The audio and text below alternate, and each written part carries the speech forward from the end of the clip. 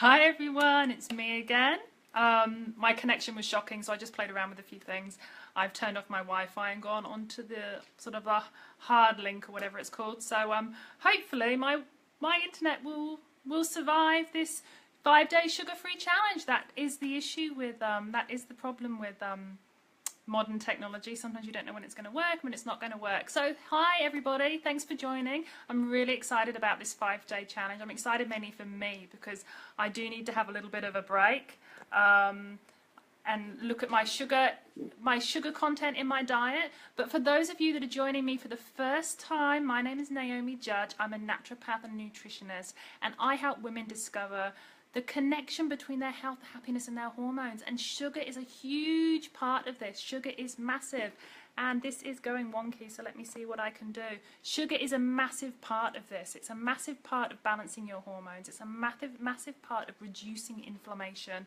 You know, inflammation can lead to a lot of different factors, but sugar is going to be a big component of the whole thing if you want to get your health on track, if you want to help to reduce inflammation, you want to help to reduce the belly fat, or you want to help to reduce autoimmune flare-ups, elevated estrogen, elevated testosterone, all of those things. So over the next 5 days, here's what we're going to do. I'm going to be coming on, if my internet allows, I'm going to be coming on at 11 a.m. every morning on Facebook Live to just talk you through it, answer a viewer question, and just see if you've got any other questions for me. Feel free to put them in the comment section. Anything you're struggling with, anything you're not sure about, any help that you might need to actually come off sugar. We're all going to be in different kind of areas in our journey. Some of you might be actually for the next 5 days stopping, say, Coke, or stopping lemon squash, or stopping eating Mars bars or your sugary cereal in the morning. Others of you might already be on that kind of health journey, but maybe you're eating too many date balls all through the day, or kind of like what we call healthy foods, but they've still got lots of hidden sugars. Or maybe you crave fruit all day, and so you're constantly snacking on fruit through the day, and doing that will also put your blood sugar levels out. So we're all at different places, so don't be shy, feel free to share. You know, some of you might be embarrassed about your sugar content, but now's the time to, the next 5 days, to knock it on its head and really get some traction and get off that sugar roller coaster and actually quit it, because sugar is actually pretty addictive. So what sugar can do, it's in terms of what it does to the body.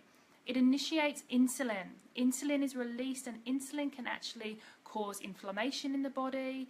Insulin can initiate testosterone, which is an androgen, and in women that can cause PCOS, that can cause acne, that can cause hair growth, it can cause longer menstrual cycles. Maybe some of you don't ovulate, or maybe you have pain during ovulation, or maybe you only ovulate once every 3 months, and that can be due to the elevated testosterone. And sugar and glucose and insulin are huge factors when it comes to spiking insulin in the body and causing those hormone imbalances. Cortisol is also a big factor here. If we're eating lots and lots of sugary foods throughout the day, what it's going to be doing is it's going to be spiking our blood sugar levels, and then suddenly those blood sugar levels will drop. And what that does is that initiates cortisol. Cortisol and adrenaline are produced to raise our blood sugar levels, our glucose levels. So that it can cause problems with your cortisol, and over time maybe we get adrenal fatigue, we can get fatigue, all of those kind of symptoms. So it's really important that we cut the sugar out to balance out our cortisol levels, particularly if you suffer from adrenal fatigue or you've had chronic fatigue syndrome. It's very, very important. And finally, cortisol is a hormone stealer. It's a pesky hormone stealer.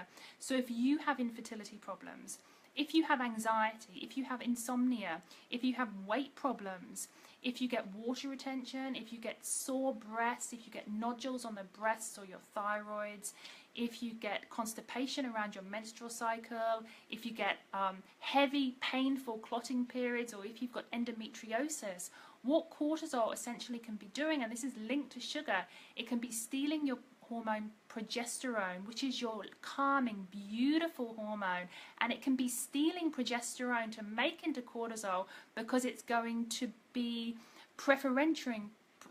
putting preferential treatment on cortisol, and then you suffer from all of those symptoms. So you can see why it's so important. It's not a fad, and it's not just about giving up sugar and quitting sugar. It's about your whole health. It's about not just weight, it's not just about skin, but it's about your thyroid, it's about your adrenals, it's about your estrogen and progesterone, your fertility. So that's why I focus on sugar, and we're going to be doing the 5-day sugar-free challenge this week. So I hope that kind of clears up what the connection it has with your hormones. Here are some signs that you might be on the sugar roller coaster, or here are some signs that you might have a problem with sugar, even though you might not think you do. I know I've got a problem with sugar, even though I'm a nutritionist and I'm healthy and I don't eat refined sugar, the occasional bit of refined sugar, but I know I have a problem with it, because if I start eating sugar, even natural sugars, it starts putting my hormones out. It starts making me a little bit hangry. I get hungrier through the day. I might get a little bit moody. I might not sleep as well.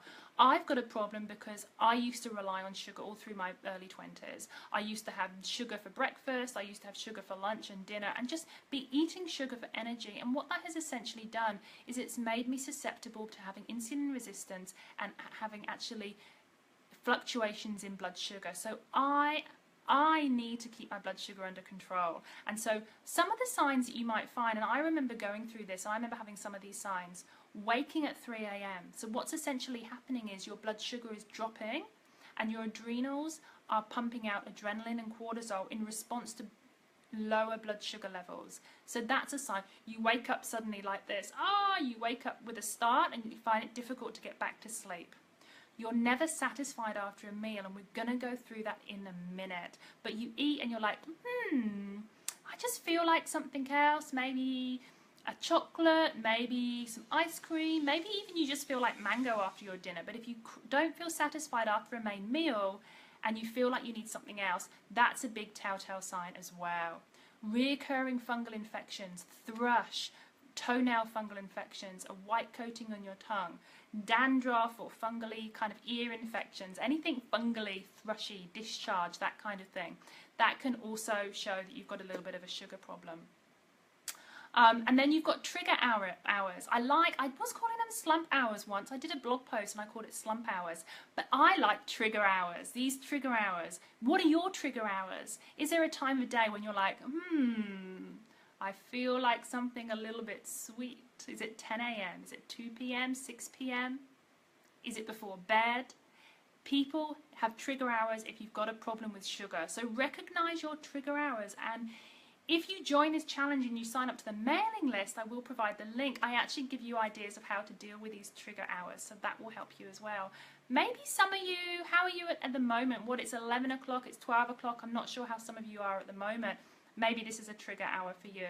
My trigger hours, afternoon, 3 o'clock in the afternoon, particularly if I don't have a proper lunch. So I'm going to go into that in a little bit more detail. So if you've got any questions, pop them below. And if you want to join up this 5-day challenge and receive my cheat sheet, you can join the challenge.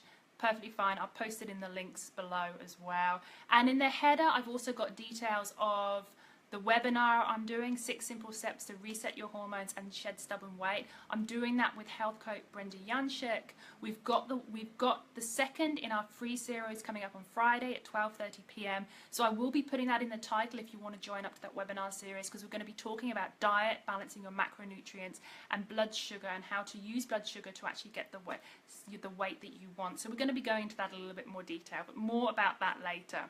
Okay, so the question I've got is, the number one question I've got for today is, why do I crave sugar after a main meal? Or why do I crave sugar after eating? So there are a few different reasons for this, and I'm going to go through each one. Not all of them are blood sugar related, but they pretty much are. So the first reason could be that you're insulin resistant. Now, what is insulin resistant?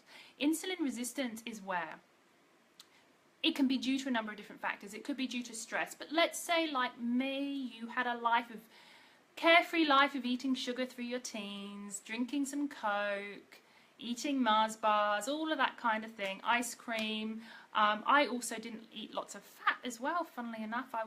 I remember in my teens I was concerned about weight and I didn't eat too much fat, but I ate lots of sugar. Anyway, that's another story. But So if, like me, you ate lots and lots of sugar, it does make you a little bit insulin resistant.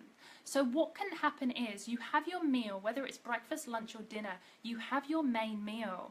And when you eat it, no matter what macronutrient is there, so macronutrients are your fat, your carbohydrates and your proteins. So what can essentially happen is you eat your meal, digest it, chew, it goes into your belly, and it releases the glucose from the carbohydrate portion, from the starch portion in your meal.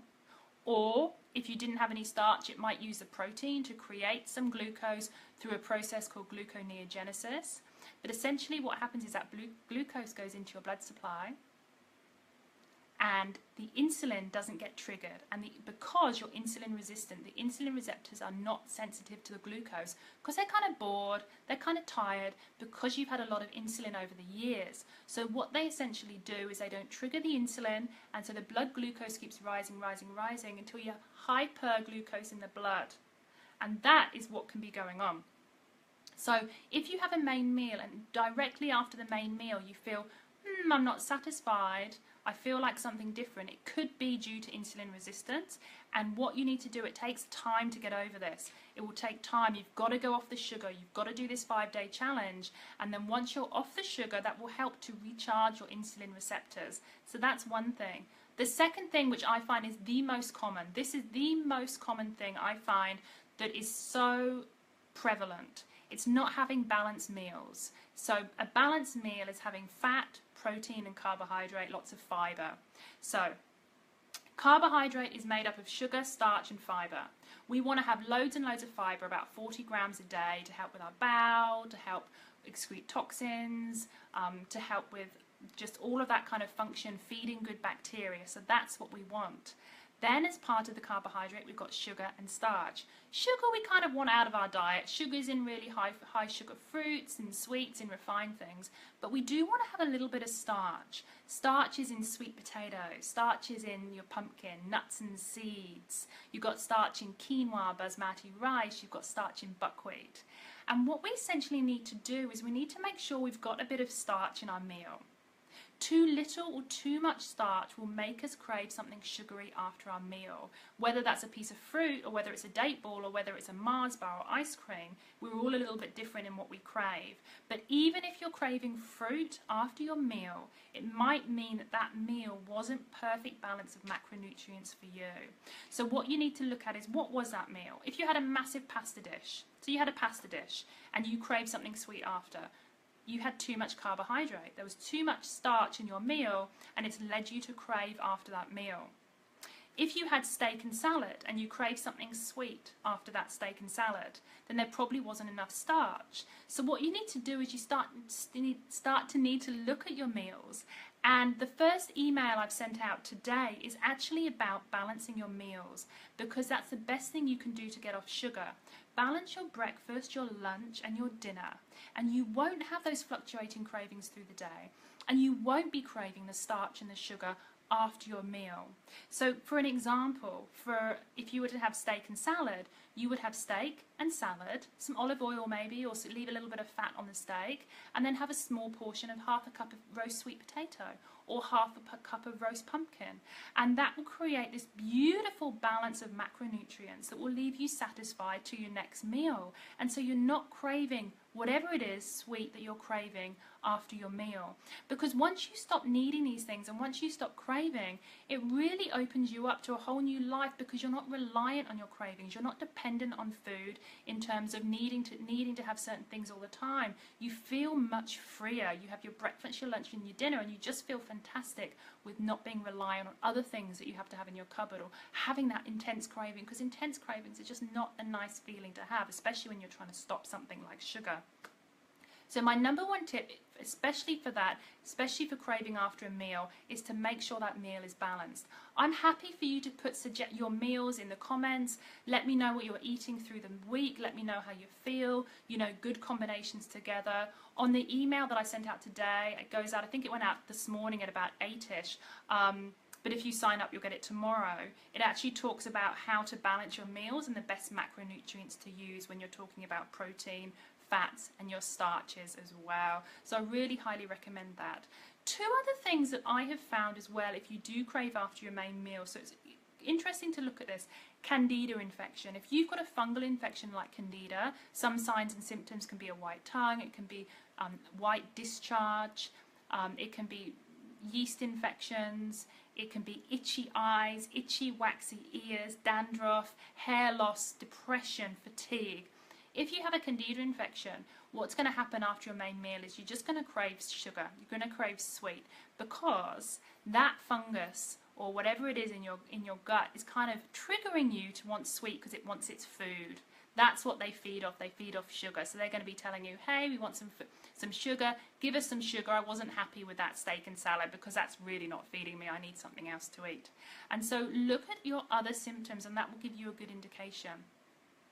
Another symptom is food intolerance. Sorry, another problem is food intolerance. If you're intolerant to what you had in that meal, sensitive to a food that you had in that meal, a common one, say, is wheat.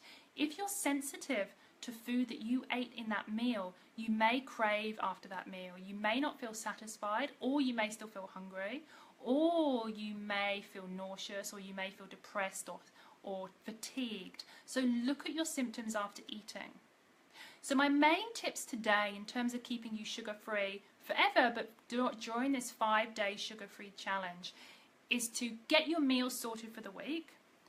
Look at your 3 meals a day, your breakfast, your lunch and your dinner, and get them really beautifully balanced, because that's going to support you through the week. Thirdly, don't snack on sweet stuff. Even if it's natural, go savoury, go avocado, go nuts and seeds, go a chicken drumstick.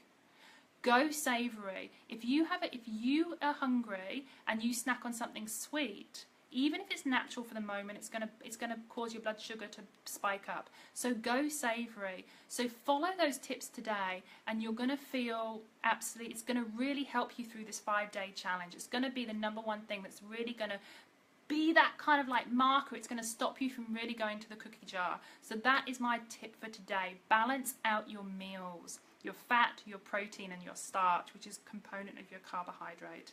And in the email I send out, I send you the best sort of starches and proteins and fats to go for during this challenge.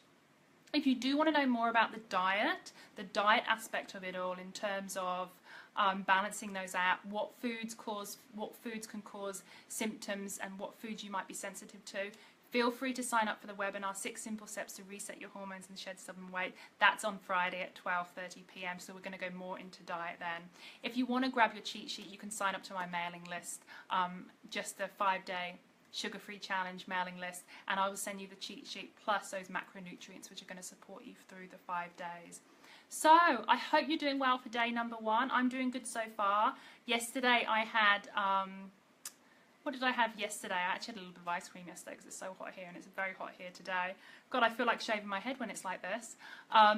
But I hope you're all doing good today. If there's any questions, please put them in the comments. I'm not seeing any questions at the moment, but if you've got any questions about balancing your macronutrients and staying sugar-free for the next 5 days, please pop them in. Pop in an example of your meals. If you're struggling with your breakfast, your lunch and your dinner, and what meals and how to balance them, please pop them in the comments below. So good luck with the 5-day challenge.